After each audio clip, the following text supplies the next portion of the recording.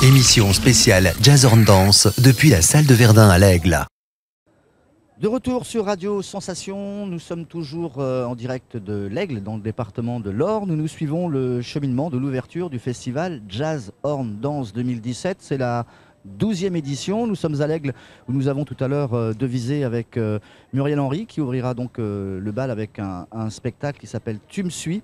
Nous avions reçu tout à l'heure Loïc Lepage, le directeur de ce festival, qui nous fait le plaisir de revenir nous voir pour parler un peu plus amplement, cette fois-ci d'une collaboration avec les autres villes qui accueillent ce festival, qui sont du reste Argentan, Alençon, Mortagne et bien sûr l'Aigle.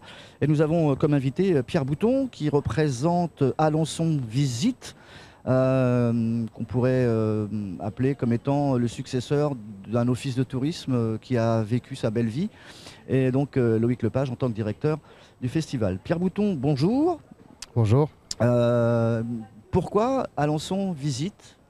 Alors Visite Alençon. Visite Alençon, ouais, c'est à l'anglaise. À l'anglaise, c'est en fait une marque qui nous permet d'asseoir notre communication au-delà de la France, qu'aujourd'hui on est présent sur le territoire normand, aussi en partie en Sarthe. Et les visiteurs extérieurs principaux viennent d'Angleterre, logiquement et historiquement, ainsi que sur la partie Pays-Bas, Allemagne. Et étant des pays anglophones, il était logique de pouvoir asseoir notre communication sur une entité qui soit prononçable très facilement, et notamment par rapport aux anglophones. C'est pas présomptueux de vouloir défendre l'image d'Alençon à l'international, alors que peut-être qu'au niveau régional déjà il y a du travail à faire? Alors en effet, il y a un travail régional à faire, même national, parce qu'aujourd'hui Alençon n'est pas forcément une destination présente sur l'échiquier touristique. Cependant, on a aujourd'hui des atouts à faire valoir, notamment la dentelle, qui est classée au patrimoine mondial de l'UNESCO, ce qui en soi nous différencie déjà à ce plan-là. Et puis nous sommes également ville sanctuaire, avec les époux Martin qui ont été canonisés il y a maintenant presque 2 ans. Et ce sont des époux qui aujourd'hui rayonnent au travers du monde, tout comme leur fille, Sainte Thérèse de Lisieux, qui a cette particularité que les reliques des époux Martin, comme celle de Sainte Thérèse, sont les seules aujourd'hui à voyager au travers du monde. Donc non, je ne pense pas que ça soit présomptueux, mais plutôt une réalité aujourd'hui de communication, de devoir s'asseoir. Donc l'image d'Alençon, c'est Sainte Thérèse, la dentelle et le château. Ça sert en fait à vendre l'image de la préfecture à l'extérieur? Alors pas que, aujourd'hui on a d'autres atouts, vous les avez voulu souligner, hein, le château des Ducs, en tout cas le vestige de ce qui reste du château des Ducs d'aujourd'hui, qui fait écho à son histoire en tant que cité ducale. Mais on a également on pourrait considérer comme un terrain de pleine nature, parce qu'on a 2 grands massifs forestiers, ceux de Persaigne et de Écouves, dont une partie présente sur le parc naturel régional du Normandie-Maine. Donc une destination d'activité de sport et loisirs si vous préférez. 2 GR aujourd'hui qui traversent le territoire, le GR22 pour les chemins de Saint-Jacques et le GR36 pour les chemins du Mont-Saint-Michel. Et la Vélocénie, inaugurée récemment, qui est aujourd'hui un itinéraire à vélo international où énormément de clientèle étrangère viennent sur ce parcours pour relier Paris au Mont-Saint-Michel, et l'itinéraire passe à Alençon. D'accord. Et il y a une gare, c'est important? Et il y a une gare à Alençon. Il y a une gare à Alençon. Ce qui vous a peut-être amené ici à l'Aigle. C'est quoi votre présence ici par rapport au festival? L'implication de Visite Alençon, d'Alençon Visite? Alors en fait, la particularité de l'Office de tourisme aujourd'hui, c'est que nous avons une grande partie de notre activité qui concerne aussi la billetterie pour l'offre culturelle qui est présente sur le territoire. Et donc on a lancé un outil, une marque qui s'appelle alençonbillet.com, qui est très simplement un outil qui permet aux visiteurs et aux locaux bien sûr de pouvoir parcourir un agenda en ligne et d'avoir accès à l'information sur tous les spectacles, concerts, festivals qui sont présents sur le territoire. Et plus récemment, un onglet billetterie en ligne qui permet d'acheter ses places de concert, notamment pour la Nova, pour tout un ensemble aujourd'hui de productions qui peuvent se dérouler sur le territoire de la communauté urbaine. Et la présence ici pour être aux côtés de Loïc, et donc nous sommes partenaires pour les 2 représentations qui seront les 20 et 28 octobre sur Alençon à l'auditorium, notamment pour Pot de Chapée la semaine prochaine, et Zigzag Jump et Rencontre qui aura lieu le 28 octobre. Ok. Partenariat qui sera reconduit sans doute? Je l'espère, c'est déjà la 2e fois qu'on collabore ensemble. On avait déjà collaboré l'année dernière sur le festival, cette année encore, et c'est, je pense, une belle réussite, en tout cas pour ce qui s'annonce sur cette édition 2017. Donc Je laisserai Loïc répondre sur cette collaboration éventuelle de 2018. Loïc, si le festival est né dans le Perche, est-ce qu'on peut maintenant dire que le festival ne serait pas ce qu'il est sans le partenariat de la ville d'Alençon ? Tout à fait. Le festival, la compagnie Arthur Plachard, qui est organisatrice du festival, effectivement a démarré ce festival, je dirais en zone rurale, à Mortagne-au-Perche. C'est une petite ville de 4000 habitants, donc avec sa communauté d'agglomération, c'est 6000. Il fallait que, vu la dimension qu'on avait souhaité donner au festival, il fallait qu'on puisse à la fois rayonner, c'est-à-dire aller chercher des partenariats au-delà de la ville de Mortagne.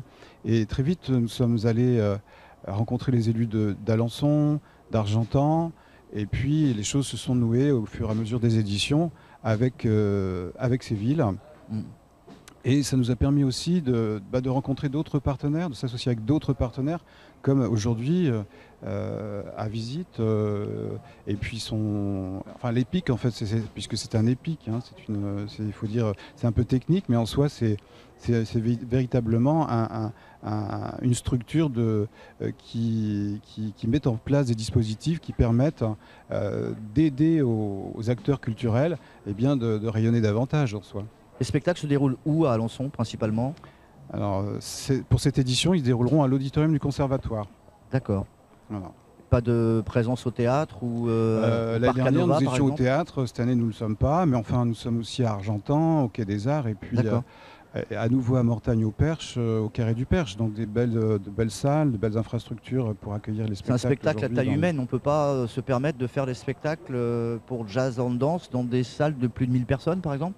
Ça serait possible ou pas ? Ce serait possible, si, c'est tout à fait possible, mais ça demande un travail effectivement en amont de véritable communication. Il faut bien que les partenaires soient regroupés autour de projets comme cela. Il n'est pas exclu qu'on n'aille pas à la Nova un jour. Il n'est pas exclu que d'autres salles d'ailleurs nous accueillent et qui sont d'ailleurs il y a des projets, hein. Puisqu'on est à l'Aigle, il y a un réel besoin d'un théâtre nouveau. Et puis je crois que les choses sont bien engagées pour que cette salle existe un jour, quoi. D'accord. Comment ça se décide le positionnement justement de votre structure par rapport à la jauge des salles, etc. On dit ce spectacle c'est possible là, c'est pas possible ici. Ou est-ce que vous êtes décideur ou pas du tout ? Pas du tout. Cette partie-là ne m'est pas destinée proprement. En tout cas, c'est pas notre structure qui porte cette décision. C'est vraiment un travail entre la ville d'Alençon, sa communauté urbaine et la compagnie Arthur Plachard. L'EPIC aujourd'hui est vraiment un outil de diffusion et un outil de communication et de commercialisation, parce que là on parle d'une entité de billetterie. Et pour rejoindre les propos de Loïc, il est très difficile à Alençon, et ce malgré une image qui est pourtant pas forcément la réalité. Aujourd'hui, la programmation sur les autres salles, comme c'est le cas pour la scène nationale 61 ou la Luciole, est très riche. Je prends le calendrier qu'on a aujourd'hui jusqu'à la fin de l'année 2017. Et quasiment une représentation, un spectacle au théâtre ou à la Luciole, quasiment tous les jours. C'est difficile de pouvoir se positionner des fois sur des salles à des dates bien précises.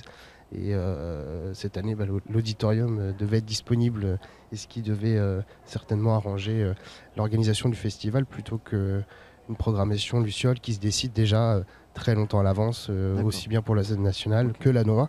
Donc non, l'auditorium en plus a été rénové récemment, les sièges ont été refaits, donc je pense que pour la qualité du spectacle, ça sera pour les spectateurs et j'espère pour la compagnie qui sera là, les compagnies, ça sera un très beau spectacle. On est dans la 12e, est-ce que la 13e se prépare ? Est-ce qu'on peut d'ores et déjà annoncer qu'Alençon sera partenaire de la 13e édition ou pas ? Très certainement, Alençon sera partenaire. C'est pas fait encore. Comment ça se passe ? On prend un café à la sortie de la salle ou... Avec Pierre Bouton. Avec Pierre, de toute façon, Pierre, je veux dire, c'est tout ce qu'il a mis en place en termes de dispositifs pour faire rayonner les acteurs culturels et leur programmation. En soi, ça ne va être que ça va permettre de nous retrouver très certainement pour la prochaine édition. Ça va ?